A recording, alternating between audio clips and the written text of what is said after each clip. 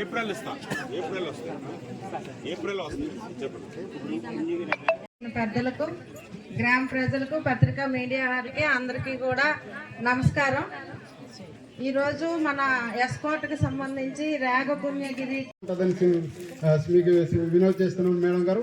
అదేవిధంగా మాకు 2006లోన ఇల్లు ఇచ్చారు మేడం గారు. అంటే ఇల్లు కూడా ఇవ్వలేదు మేడం గారు. అప్పుడు రేకులు ఇచ్చారు. రేకులు ఇస్తేమో అదే బిల్లు చూపిస్తుంది. అప్పుడు మాకేమో తెలియజేస్తే మీకు మంచి పరిష్కారం దొరుకుతుంది. నాకు చాలా సంతోషం. ఎందుకంటే ప్రత్యేకంగా మీ ఊరి సమస్య కోసం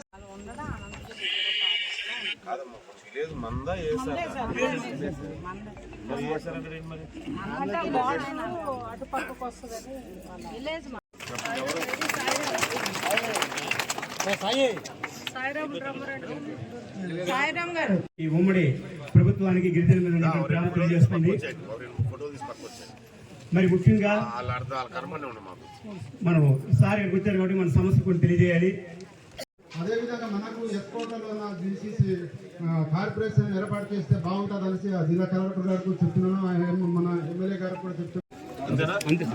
ఎంతమందికి పట్టాలు ఇచ్చారు? 3 పట్టాలు ఇచ్చారు. మీరు ఈ విలేజ్ లో ఇన్ని హౌసెస్ శాంక్షన్ అయింది.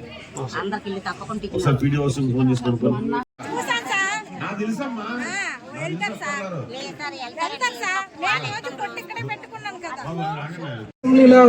సహకరించి నిధులు కేటాయింపులు చేయమని చెప్పి సంబంధిత మంత్రివర్యులు పవన్ కళ్యాణ్ గారు కూడా చెప్పడం ఆ రోజు జరిగింది. సార్, పవన్ కళ్యాణ్ గారికి నివేదిక కూడా ఇవ్వడం జరిగింది. అలాగే సీఎం గారు కూడా దృష్టిలో పెట్టడం జరిగింది. సంబంధిత మంత్రి గారు సంజయ్ రాణి గారు కూడా ఇవ్వడం జరిగింది నిధులు కేటాయించమని.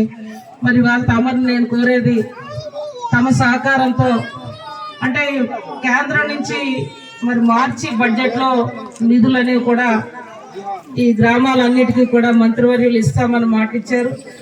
తమకు ఏమైనా వెసులుబాటు ఉంటే మరి సంబంధిత అధికారులు అందరూ కూడా డిపార్ట్మెంట్స్ వచ్చారు కనుక, మేడం గారు ఆర్డీఓ గారు కూడా ఇక్కడే ఉన్నారు కనుక, ఫారెస్ట్ డిపార్ట్మెంట్ కూడా ఉన్నారు.